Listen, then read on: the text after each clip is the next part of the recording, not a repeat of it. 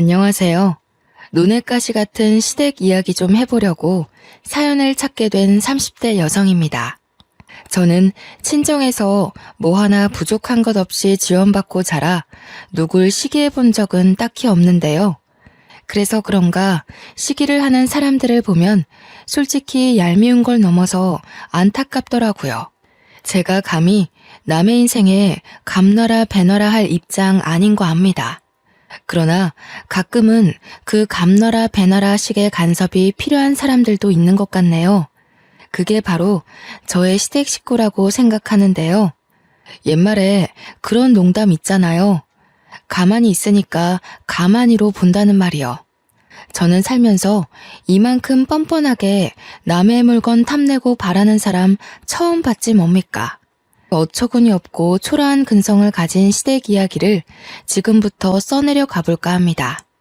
저는 나이 30 초반에 결혼을 하였고 남편과 분가 생활을 하고 있습니다. 남편과의 만남은 정말 우연이었는데요. 시기는 대학을 졸업한 뒤였습니다. 취업을 하기 전 먼저 취업을 한 친구와 길에서 우연히 만났는데 친구가 마침 직장 회식을 2차로 옮기던 중이었거든요. 회식 분위기가 얼마나 자유로운지 다짜고짜 저더러 같이 2차 회식 가자고 하는 거 아니겠습니까? 말고를 떠나서 제가 왜 남의 직장 회식을 따라가겠어요? 말도 안 되는 소리라서 거절을 했더니 주위에서도 술 한잔 한 탓인지 저보고 같이 가자고 부추기는 겁니다. 얼떨결에 따라가게 된 그 회식 자리에서 저는 남편을 처음 만나게 되었어요. 남편은 뒤늦게 합석했는데 제 친구보다 1년차 선배라고 하더군요. 선배라고 하더라도 그냥 일반 회사원과 같은 위치였어요. 회식 자리에서 술을 한 잔도 안 한 사람은 저와 남편밖에 없었습니다. 당연히 저와 남편은 2차에 합석했으니까요. 그런데 남편 입장에서는 제가 누군지 궁금했나 봅니다. 그럴 만도 하겠죠. 주구장창 얼굴 보던 동료 직원이 아닌 생판남이 남의 회식 자리에 떡하니 앉아 있으니까요.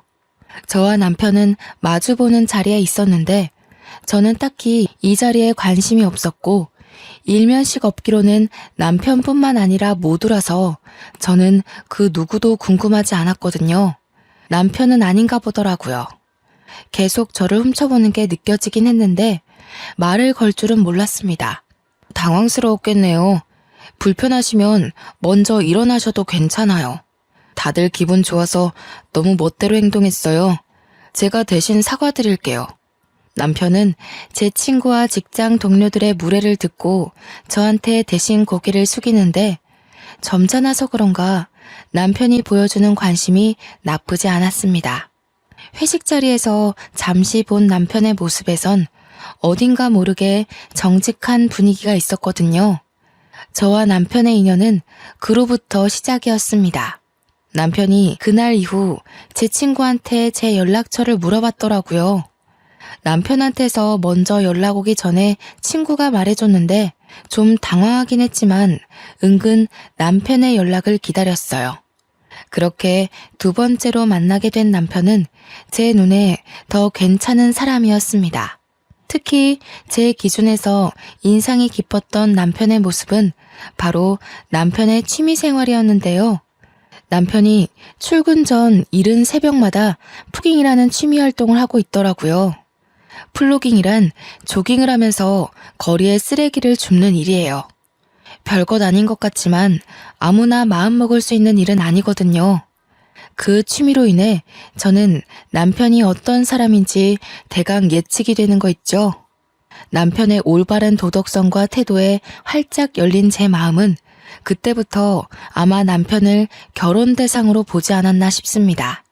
남편과 결혼을 약속하게 되면서 저는 시댁 사정에 대해 구체적으로 듣게 되었는데요. 시부모님이 일찍 돌아가셔서 안 계신다고 하더라고요. 다들 결혼하기 전 걱정하는 것 하나씩 있잖아요. 바로 시모와 신우 문제가 덜어 있지 않습니까? 그런데 저는 애초에 시부모가 안 계셔서 허락받을 것도 없었다는 겁니다. 남편한테 나이 많은 신우가 하나 있는데 남편과 띠동갑 차이가 난다고 하더라고요. 남편이 막 대학에 들어가고 신우가 결혼을 했을 때 시부모가 돌아가셨다고 했습니다. 그래서 거의 신우가 남편 학교 등록금 대주면서 자취집도 구해주고 남편이 취업해서 안정될 때까지 지원을 해줬다고 했어요. 그럼 거의 신우가 남편의 부모와도 같다는 건데 시부모가 안 계시면 신우에게라도 인사를 드려야 하는 거 아니냐고 남편한테 물었거든요.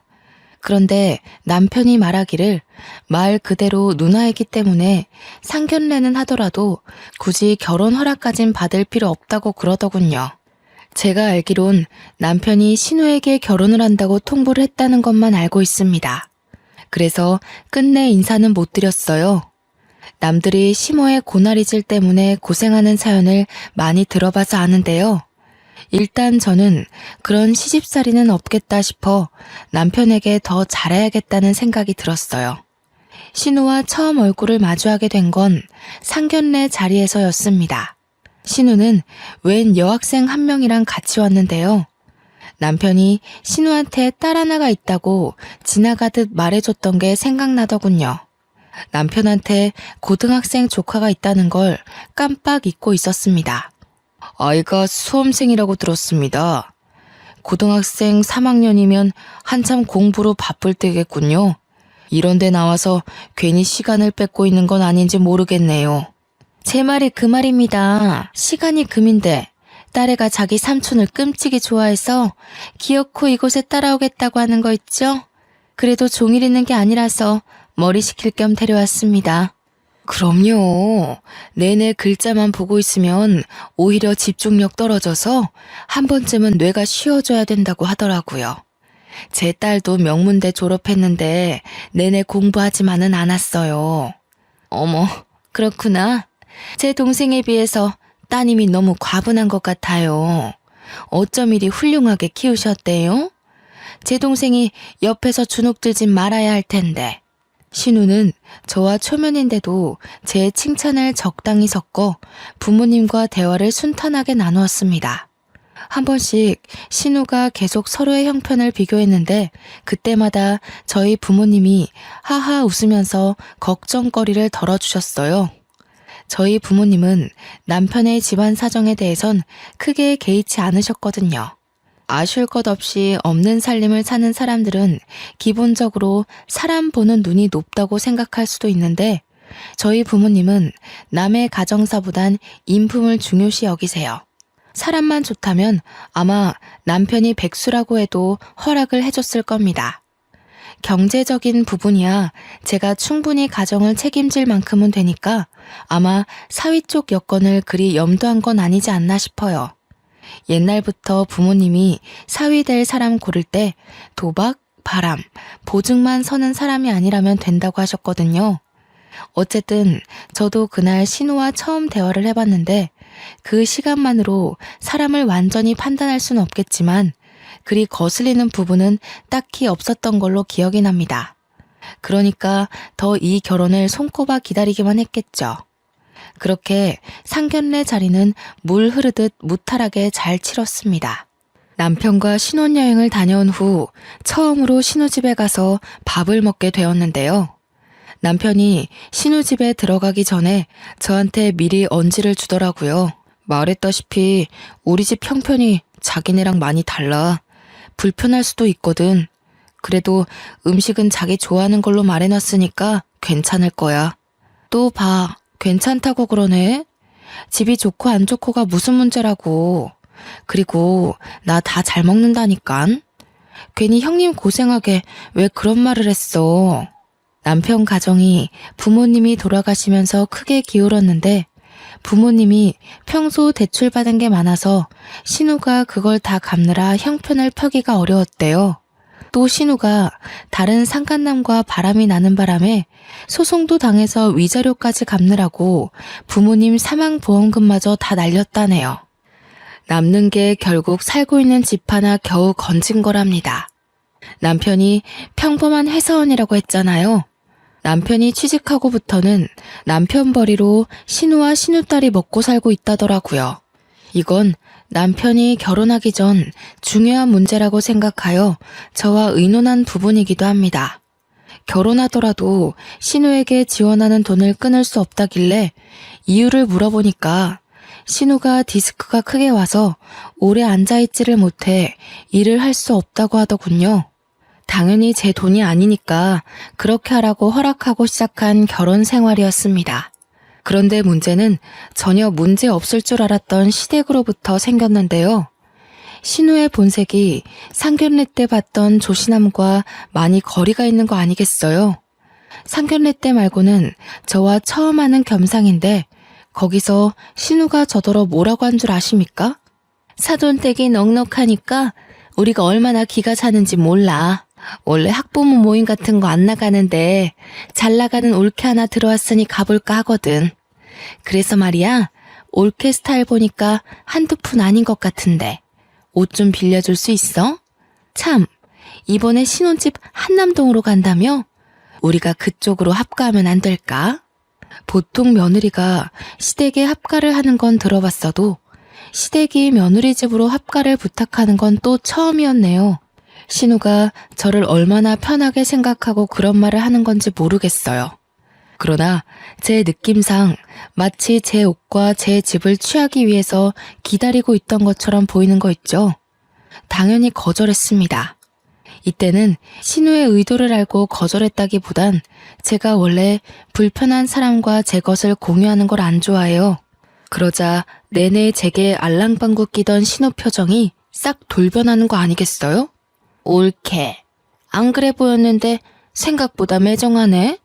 올케보다 나이 한참 많은 내가 이런 말하는 게 어디 쉬운 용기였는 줄 알아? 거절을 하더라도 이 생각해보고 말해준다고 하는 게 맞는 거야. 어른들한테 그런 예의 범절 안 배웠어? 기분 상하셨다면 죄송해요. 제가 예의는 좀 부족할지라도 누구한테 피해주는 짓은 안 하고 살았거든요. 앞으로도 결혼 생활하면서 형님께 패 끼치는 일은 없을 거예요. 세상에 완벽한 사람이 어디 있겠습니까? 예의 없더라도 손해당하는 일은 없을 테니까 이해해 주세요. 제가 눈 하나 깜짝 안 하고 신우 말에 대꾸를 하자 오히려 신우가 당황하더라고요. 그날 저녁 식사 자리는 신우가 삐치는 바람에 마무리하고 정리할 때까지 조용하게 보냈습니다. 어차피 매일 볼 사람들이 아니기에 낌새가 별로라는 걸 느끼긴 했어도 저는 대수롭지 않게 넘겼어요. 그런데 바보같이 휴대전화로도 충분히 같이 사는 건 못지않게 스트레스 받을 수 있다는 걸 간과했었네요. 또 형님 전화야?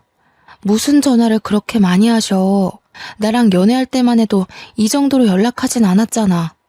이번에는 또 무슨 용건이신데? 별말 아니야. 그냥 이번에 관리비 많이 나왔다고 해서 돈 좀 더 붙여달래. 관리비 많이 나올 거 알고 있었는데 내가 깜빡하고 있었거든. 이런 말하는 거 기분 나쁘게 생각하지 마. 형님은 아예 모아놓은 돈이 없으신 거야? 왜 돈 필요할 때만 당신한테 연락하는 거 같지? 돈을 모을 수가 없지. 효진이까지 혼자 키우고 있잖아. 애한테 들어가는 돈 그거 무시 못해. 그렇잖아도 내가 주는 생활비가 모자란데 모을 만한 돈이 어디 있겠어. 듣자 하니 신우는 남편한테 생활비에다가 관리비까지 따로 받으면서 적금 하나 들어놓은 것이 없는 것 같더라고요. 남편이 월급의 반을 신우한테 주는 걸로 알고 있습니다. 아무리 어렵게 살고 있다고 하지만 신우랑 시조카 두 식구가 사는데 돈이 들면 얼마나 많이 든다는 거죠? 시조카가 학원이나 과외를 받는 것도 아니거든요. 신우가 어디 취미생활을 하고 있는 것도 아니었고요.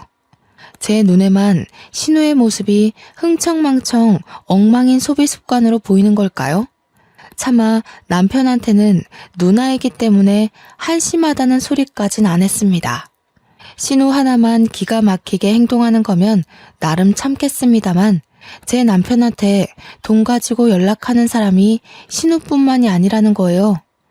어쩜 애미나 자식이나 쓸데없는 부분까지 똑같은 건지 시조카까지 남편한테 전화를 해서 용돈 달라고 합니다. 이거 사달라 저거 사달라 생일 선물 수험생 선물 등등 요구하는 게 어찌 그리 많은지 모르겠어요. 한참 수능 공부해야 할 수험생이 놀기는 얼마나 또 노는지 아시나요? 요즘 애들이야말로 옛날 사람들과 다르게 학원에 과외에 정신없이 미래를 꿈꾸기 바쁜 걸로 알고 있는데 시조카는 대학 입시를 아예 손 놓은 아이처럼 마냥 한량하기만 합니다. 저번 주에 남편한테 10만 원이나 받아가 놓고선 이번에 또 8만 원을 빌려달라고 전화가 온 거 아니겠습니까? 10만 원이면 10만 원이지 8만 원은 또 뭔지. 남편이 한참 씻고 있을 때 전화가 왔길래 제가 대신 받았습니다. 외삼촌, 나 친구 생일이라서 선물 사줘야 되는데 돈이 부족해요. 8만 원만 있으면 될 것 같은데 계좌로 붙여줄 수 있죠? 효진아, 미안한데 저번 주에도 용돈 받아가지 않았니? 벌써 이번 달만 2번을 받아간 걸로 알고 있는데 네 외삼촌 요즘 돈 없어. 뭐야? 왜 숙모가 왜 받아요? 외삼촌은 항상 제가 달라고 하면 주는 사람이거든요. 삼촌부터 바꿔보세요. 제 말이 틀린가 안 틀린가. 삼촌 어디 갔어요? 없어요? 저 급한데? 없어. 그러니까 용돈 받고 싶으면 다음 달에 전화해. 그리고 앞으로는 한 달에 한 번씩만 용돈 받도록 하고. 공부하기 바쁜 고3이 무슨 돈이 그렇게 많이 필요해. 시조카 답변도 안 듣고 그대로 끊어버렸더니 누굴 닮아서 그렇게 건방진지 제 폰으로 욕 문자가 오는 거 아니겠습니까? 신경 끄라느니 내가 외숙모한테 돈 달라고 했냐느니 아주 겁대가리가 없는 꼬맹이였습니다. 어처구니가 없더라고요. 한참 어린 미성년자에게 선 넘는 욕을 듣자니 웃음밖에 안 나오는 거 있죠. 나중에 남편이 다시 시조카랑 통화하는 걸 몰래 들었는데요. 결국 남편이 8만 원 돈을 보내주는 것 같더라고요. 그러면서 저한테 오더니 은근슬쩍 시조카 일에 대해서 물어보는데 보아하니 시조카가 저에 대해 한 소리 한 게 분명한 눈치였습니다. 당신 아까 효진이한테서 온 연락 받았다며? 혹시 효진이한테 용돈으로 잔소리했어? 효진이가 당신한테 많이 마음 상한 것 같던데. 용돈 가지고 잔소리만 했겠어? 다음 달까지 연락하지 말라고 되지. 대체 당신한테 얼마를 뜯어가는 거야? 옆에서 지켜보는데 애가 너무 버르장머리 없는 것 같아서 어른으로서 경고해준 것 뿐이야. 왜 그랬어? 한참 수능 때문에 예민한 애인데. 돈 좀 쓰면 뭐 어때서? 고등학생이면 사고 싶은 것도 많고 한참 돈 쓸 나이잖아. 애한테 너무 박하게 했다. 웬만한 대학생들도 걔처럼 흥청망청 안 써. 그리고 걔가 어딜 봐서 애야? 19살에 개념 똑바로 박힌 애들은 다 제 처지에 맞게 살아. 당신이 착하게 굴면서 애 어리광 다 받아주니까 애가 당신을 지갑으로 보는 거잖아. 뭐? 무슨 말을 그런 식으로 해. 그건 우리 식구 모욕하는 거잖아. 당신은 돈 아쉬워본 적 없으니까 그런 마음 편한 소리 하는 거지. 효진이 정도면 요즘 애들 사이에서 양반이야. 효진이는 명품 하나 안 걸치고 다닌다고. 남편이 시댁에게 생활비를 주는 게 아니라 그냥 돈이 뜯기는 것 같아서 답답한 마음에 한 소리 한 거였는데 이대로 부부싸움이 날 것 같더라고요. 우리 문제도 아니고 신우 문제로 입씨름하는 게 싫었습니다. 그래서 그냥 제가 미안하다고 하고 넘겼죠. 우리 집은 남편 말대로 남편 형편과 상반되게 좀 잘 사는 집이었는데요. 저도 엄마 아빠가 공동으로 운영하는 가구회사에서 정식 직원으로 일하고 있어요. 저희 가구회사가 1등 브랜드는 아니었지만 그래도 차차 자리매김해가고 있는 회사입니다. 이번에 신입사원 지원율이 작년 대비 3.5배 상승했을 만큼 성장한 회사예요. 남편은 그런 저의 집안 배경에 한 번도 열등감을 보인 적은 없었는데요. 신우 문제만 언급이 되면 꼭 제 집안 배경까지 세트로 끄집어내 얘기를 하는 거 아닙니까? 그렇다는 말은 남편도 우리 친정 재력을 은근히 신경 쓰고 있다는 거겠죠. 그럴 때면 혹시라도 제가 남편의 아픈 부분을 건드렸나 싶어서 했던 말을 되뇌어 보곤 합니다. 남편은 돈 쓰는데 해픈 사람이 아니에요. 유독 신우에게 주는 돈만 지갑에 구멍이라도 난 것처럼 줄줄 빠져나가니 걱정이었죠. 그나마 신우가 제게 따로 돈을 부탁하는 것이 아니라서 제가 남편 말에 수긍하고 한 발 물러나주는 거였어요. 또 신우와 마주하는 게 아니니까 참을 수 있는 거기도 했고요. 그러나 그마저도 제 인내가 얼마 못 가게 만든 일이 하나 있었는데요. 신우가 자처하여 우리 집에 방문함으로써 식사를 같이 하게 된 날이었습니다.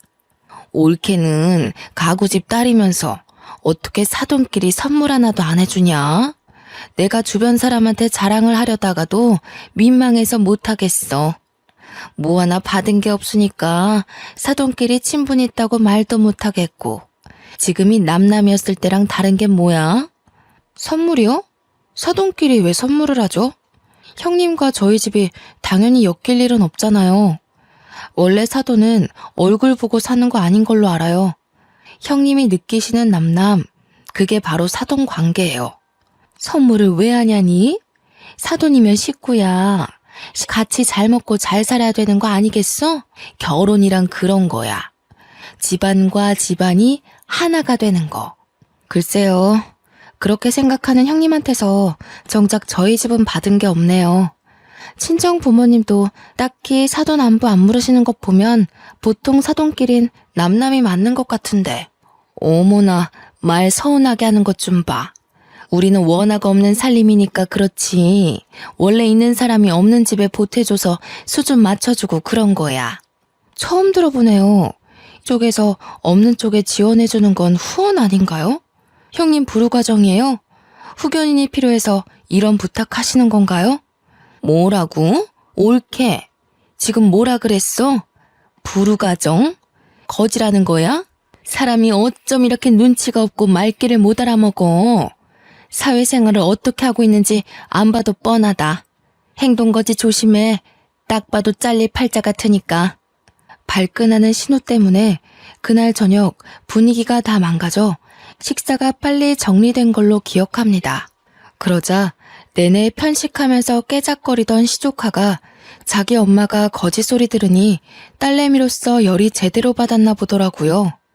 시조카가 숟가락을 탁 내려놓으며 제게 쌍심지를 켜며 쳐다보지 뭡니까? 외숙모, 잘 산다고 그렇게 남 함부로 까내리는 거 아니에요. 외숙모 같은 어른들 때문에 세상에 돈으로 자부심 부리는 인간들이 그렇게 문제를 일으키는 거라고요. 당장 우리 엄마한테 사과하세요. 가진 게 돈이라도 있으니까 돈으로 자부심도 부리는 거야. 가진 것도 없으면서 돈으로 유난 떨고 싶기만 한 너야말로 네 엄마처럼 크고 싶지 않으면 공부 좀 열심히 하렴? 자랑거리가 아니라서 이제야 말하는 거지만 제가 원래 학생 때부터 싸움닭이란 별명이 있었을 정도로 할 말은 하고 사는 성격입니다. 이것도 집안이 부유하기 때문에 집안 재력 믿고 더 나댔던 것도 있어요. 그러나 저는 결단코 제 권력을 나쁜 곳에 쓰지 않았고 돈으로 허세 부린 적도 없다는 걸 자부합니다. 제가 말하지 않는 이상 친구들은 제가 잘 사는 줄도 모르고 있었거든요. 귀티가 난다는 말은 들어봤지만 잘난 척 한번 해본 적 없이 지금껏 살아왔어요. 저는 재력이 잘나는 것보다 능력이 잘나야 잘난 척 할 수 있다고 생각하는 사람이거든요. 탁생이 돈 많다고 잘난 척해서 뭐 하겠습니까? 제 스스로가 위대한 사람이 되지 않는 이상 그저 부모님 울타리로 치장한 껍데기일 뿐인걸요. 그날 화가 난 신우와 시조카를 보낸 남편이 제게 처음으로 언성을 높인 날이었는데요.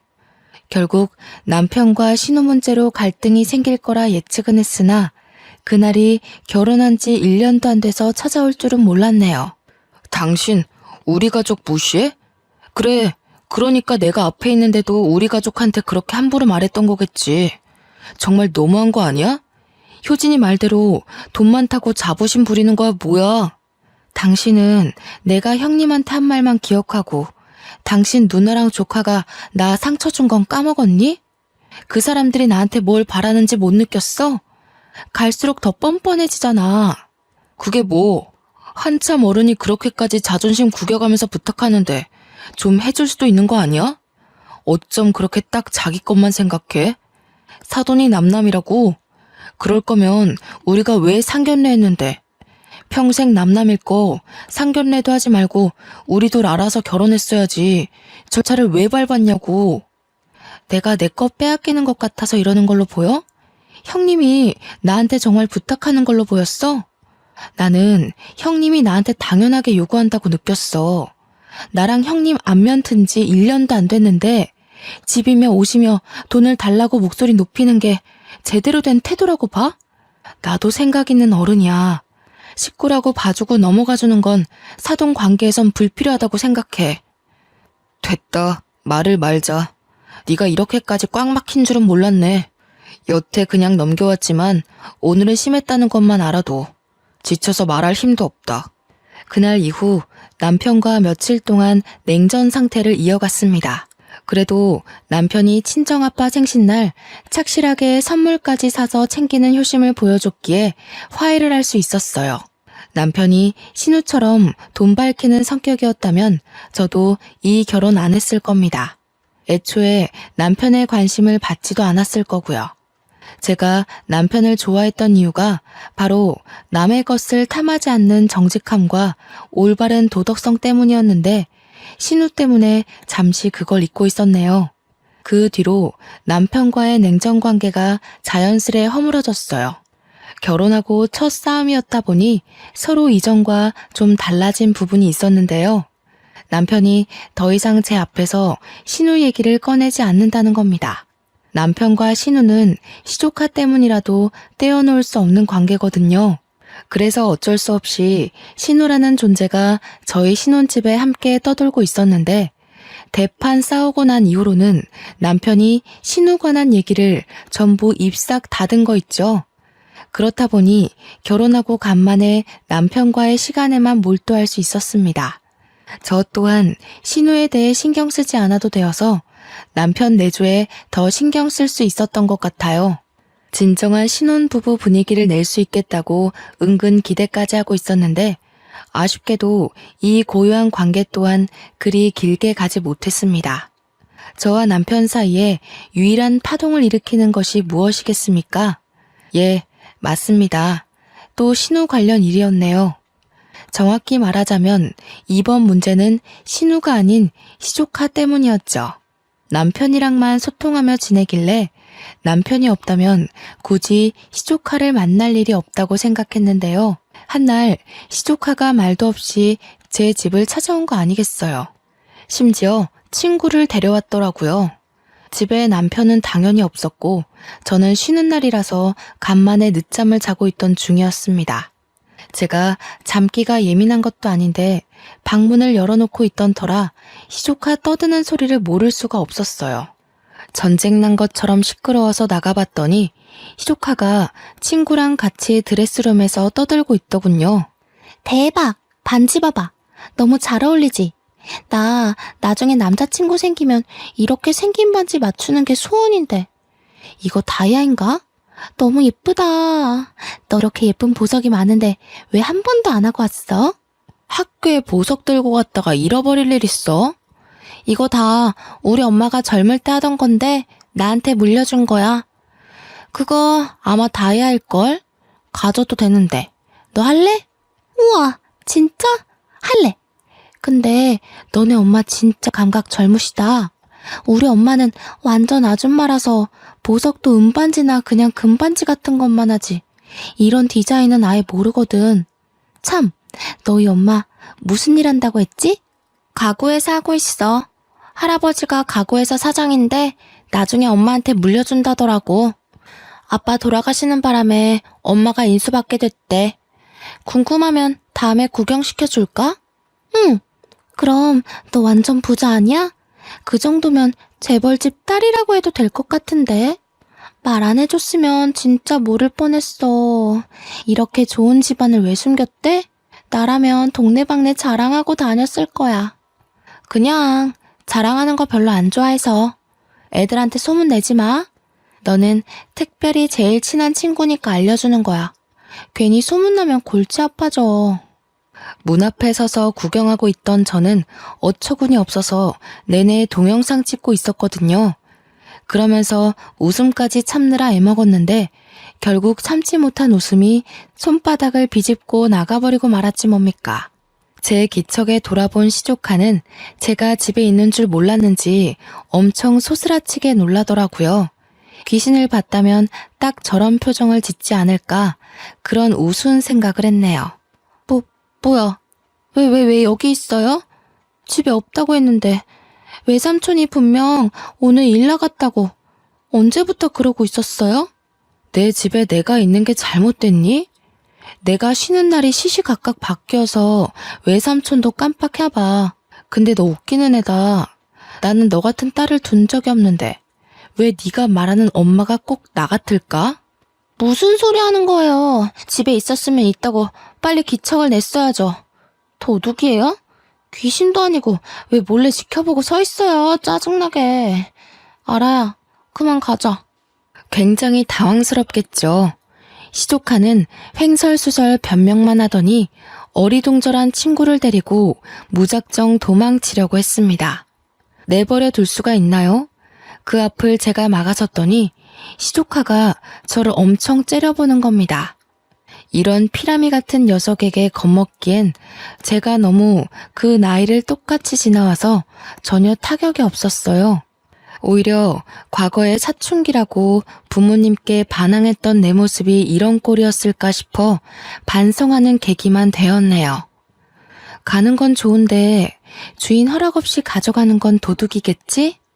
친구한테도 설명이 필요할 것 같은데 내가 대신해 줄까? 아니면 네가 친구한테 그 반지 훔친 거라고 구체적으로 설명할 거니? 제가 친구 손가락에 끼워져 있는 반지를 달라고 손가락을 폈더니 시조카가 제 직설적인 표현에 놀라 얼굴 시뻘개져서 반지를 빼서 돌려주고 그래도 집을 박차고 나갔습니다. 아무래도 제가 집에 없는 줄 알고 친구를 데려와서 이 모든 게 자기 것인 것처럼 속이려고 했나 봐요. 어린 것이 아주 건방지고 맹랑해서 혀를 내두를 정도이지 않습니까? 이 사건은 결코 조용히 지나가진 않았는데요. 며칠 뒤 신우가 시조카를 끼고 찾아온 거 있죠. 시조카가 쪽팔리는 자기의 만행을 결국 자기 엄마한테 고백했나 봅니다. 때로 된 진상을 안다면 신우가 저를 찾아와서 따질 게 없다고 생각하는데 뭐 때문에 찾아왔는지 문을 열기 전까지는 몰랐습니다. 제가 현관문 열자마자 신우가 제 뺨을 갈기더라고요. 황당해서 말을 잃고 신우를 쳐다봤더니 신우가 굉장히 씩씩거리며 한 대 더 칠 것처럼 말을 하는 겁니다. 네가 감히 우리 딸한테 손을 대? 어른이 돼서 애들이 호기심에 잠깐 기웃거려 본 걸 도둑년 취급까지 했다면서? 너 원래 이렇게 되바라진 애였어? 이보세요, 형님. 제대로 된 설명도 없이 다짜고짜 손찌검 하시는 건 결례 아닌가요? 효진이한테 제대로 설명을 들었다면 절 이렇게 대하지 못하실 텐데요.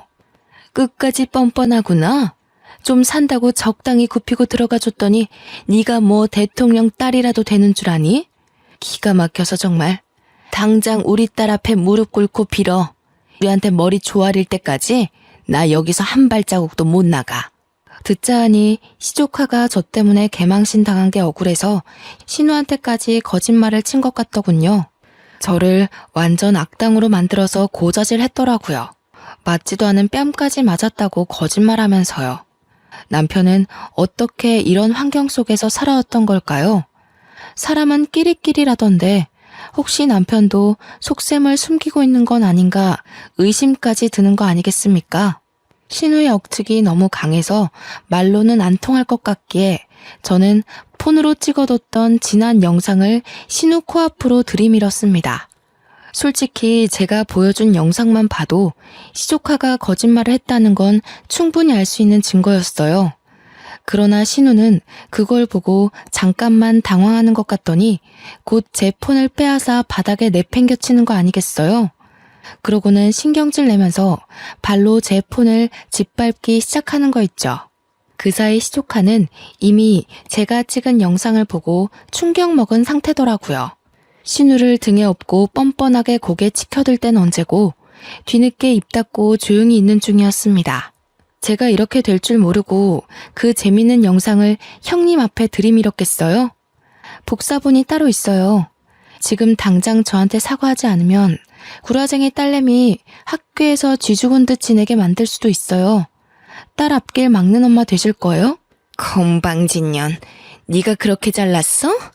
우리한테 뭘 해주거나 그런 잘난 척을 해. 이래서 집에 사람을 잘 들여야 된다고 하는 거야. 네가 뭔데 우리 집안 체면을 자꾸 구겨놔? 그래서 또 때리시려고요? 저한테 저 영상 말고 효진이 실체에 대한 증거 영상이 얼마나 더 있을 줄 알고요? 뭐든 상관없으면 치세요. 그럼 이제 진짜 형님에 대한 예의는 오늘로써 끝입니다. 신우는 정말로 한 대 더 치려고 올리고 있던 손을 부들부들 떨기만 할 뿐 실행에 옮기지는 못하고 있었습니다. 그걸 결국 시조카가 붙잡으면서 말리더군요. 엄마 그만해. 내 인생 망하면 엄마 다시는 안 볼 거야?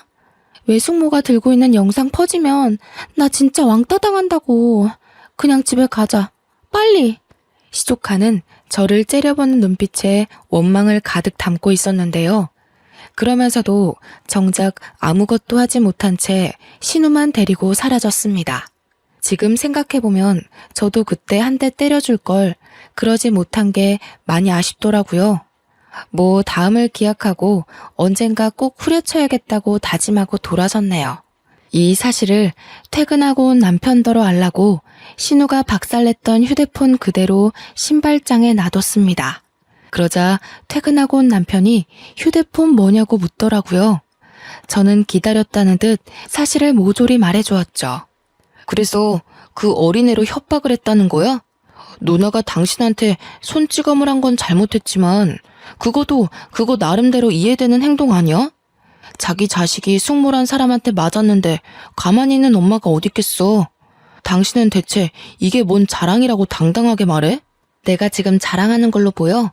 당신 조카가 도둑질했는데 그걸 감싸주는 애미에 대해서 잘잘못을 따지는 거잖아. 요점이 뭔지 모르겠어? 팔은 안으로 굽는다 그거야? 어떻게 효진이 말은 믿으면서 한 입을 덮고 사는 아내 말은 믿어볼 생각조차 안 해. 당신이 융통성 없었던 것도 맞아. 효진이를 꼭 그렇게 친구 앞에서 망신 줄 필요는 없었잖아. 아직 미성년자인데 나중에 얼마나 트라우마로 남겠어. 얼마든지 상처받지 않게 나무랄 수 있었어. 잘못해서 따끔하게 가르쳐준 걸 당신은 망신 줬다고 생각하는구나. 얼마든지 상처받지 않게 혼낼 수 있었다고? 당신은 형님이랑 효진이에 대해서 아무것도 몰라. 그 사람들이 당신 없는 집에서 나를 얼마나 짓궂게 괴롭히는지 모르니까 하는 소리지. 지금 이게 삐칠 상황이야? 대체 어른답지 못하게 왜 그래? 나 더 이상 당신한테 실망하고 싶지 않아. 그만 누나한테 전화해서 사과하자. 실망한 건 나야. 나는 그래도 당신이 정직하고 도덕적인 사람이라 생각했는데 그런 것도 핏줄 앞에선 아무짝에 소용없는 거였네. 좀 정 떨어진다. 어떡할래? 난 당장이라도 이혼하고 싶은데 이렇게 못 살아. 뭐라고? 애도 아니고 화 조금 났다고 덜컥 이혼 얘기를 꺼내는 사람이 어딨어. 집안 문제에 안 부딪히면서 살 수 있는 부부관계가 있다고 생각해? 철없는 소리 말고 당신이 먼저 숙이고 들어가면 다 해결될 일이야. 식구라는 이유만으로 당신이 도둑년들을 싸고 도는데 내가 앞으로 당신의 뭘 믿고 이 관계를 이어가겠어? 나 화기애애하는 소리도 맞고 이혼에 대해 후회 안 할 자신도 있어. 도둑년들한테 고개 숙이느니 당신과 인연을 끊는 게 나아. 어차피 우리한텐 애도 없잖아. 서로 다시 시작하게 딱 좋은 시기 같은데. 저는 그대로 남편에게 이혼 서류 준비할 테니 내일 도장 찍자고 아예 통보를 해버렸습니다. 그제서야 남편은 제 말이 진심이라는 걸 눈치채더군요. 남편은 당황해서 방을 나가는 저를 붙잡고 대화를 시도하려 했어요. 당장은 대화하기 싫어서 그날 남편을 내내 피했는데 남편이 다음날 제게 진심으로 사과를 하더라고요. 내가 잘못했어. 당신이 누나랑 효진이한테 매정한 것 같아서 서운한 마음에 누나 편을 들었나 봐. 당신 말대로 나도 모르게 팔이 안으로 굽은 것 같아. 인정할게. 당신이 보여준 동영상 보니까 효진이가 잘못한 게 맞더라고. 내가 누나한테 말해서 당신한테 사과하라고 할 테니까 제발 이혼만은 안 돼. 남편은 그날뿐만 아니라 그 다음 날도 제게 사정을 하며 싹싹 빌었습니다. 정말로 신우한테 전화해서 나한테 사과하라고 싸우기까지 하더라고요. 다시 연애 때처럼 제가 좋아했던 남편의 모습으로 돌아오자 이혼 생각이 또 접히는 거 아니겠습니까? 아무래도 제가 아직 남편과 신혼이었고 남편을 좋아하는 마음이 남아있었기에 남편의 약한 모습에 흔들린 게 아닌가 싶습니다. 그래서 저는 이혼을 보류하는 대신 남편한테 조건을 제안했습니다. 첫째, 신우랑 시조카가 우리 집에 막무가내로 찾아오지 못하게 할 것. 둘째, 신우에게 생활비는 주되 시조카에게는 용돈 끊을 것. 셋째, 나에 대해서 신우랑 시조카에게 잘하라는 기대를 하지 말 것. 제가 바라는 건 정말 이게 다였습니다. 이 조건이 마음에 안 든다면 이혼을 하면 되는 거라고 간결하게 얘기를 해줬더니 남편은 지장까지 찍는 성의를 보이며 이행하겠다고 약속을 했어요. 남편이 저와 이혼하게 되면 가구에 대한 재산 분할만 가능할 뿐 타고 다니는 차와 집은 전혀 가질 수 없거든요. 만약 저희가 이혼을 해서 이 집에서 나가게 되면 남편은 신우랑 같이 살아야 하는데 남편도 그건 싫었나 봅니다. 아무래도 결혼하기 전 같이 살면서 신우랑 시조카한테 시달린 게 좀 있는 것 같았어요. 남편의 반성 때문에 현재까지도 이혼 보류 중에 있는데요. 신혼 2년을 넘긴 현재 아직은 남편이 제 조건대로 잘 행하고 있습니다. 가끔씩 제게 신우와 시조카가 돈 때문에 아쉬운 소리로 문자가 오는데 그걸 남편한테 보여주면 남편이 알아서 신우와 시조카에게 한 소리 짓거려 주더군요. 저희는 지금 명절이 있어도 친정만 방문하지 굳이 시댁을 가질 않아요. 남편이 먼저 시댁에 어른이 있는 것도 아니고 거기까지는 갈 필요 없을 것 같다며 차라리 시부모 묘지에 가자고 했거든요.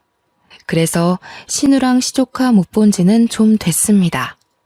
애초에 저와 남편의 관계는 이렇게 평온한 분위기였는데 간만에 느끼는 안정감 덕분에 요즘은 이렇다 할 스트레스가 없네요. 그래도 결혼 5년차 정도까지는 계속 지켜볼 생각입니다. 때문에 아이를 만들자는 남편의 제안을 미루고 있어요. 아이를 빌미로 남편이 변심을 하면 어쩝니까? 그래도 한 5년 이상은 지켜봐야 앞으로 이 사람이 어떤 태도를 유지해 갈지 예측할 수 있잖아요. 시모가 없고 신우만 있다고 하더라도 스트레스가 딱히 절반이 되는 건 아닌 듯 싶네요. 시댁 식구 중 누구 하나라도 내 골치를 아프게 하는 존재가 있다면 하루 종일 그 사람의 굴레에서 못 벗어나는 기분이에요. 제 귀중한 하루가 고작 그런 사람 때문에 망가지고 또 뭉그러지는 게 너무 아깝지 않습니까? 왜 며느리에게 시댁은 대부분 이런 존재밖에 안 되는 걸까요? 아들, 딸 구분 없는 요즘 세상에 제발 며느리 하대하는 문화 좀 빨리 사라졌으면 좋겠네요. 대한민국 며느리들 모두 시댁의 어줍잖은 구박에 무너지지 맙시다. 시댁 식구 이겨먹는다고 목숨 하나 잃는 거 아니잖아요. 싸움 딸기 되라는 게 아닙니다. 굴하지 않아도 될 상황에서 시댁 식구 좋으라고 숙이는 행동은 하지 말자는 거죠. 모든 며느리가 시댁에서 자기 주권을 똑똑하게 찾는 사람이 되었으면 좋겠습니다. 다들 파이팅 하세요. 엽기적인 저의 시댁 이야기 감상해 주셔서 감사합니다.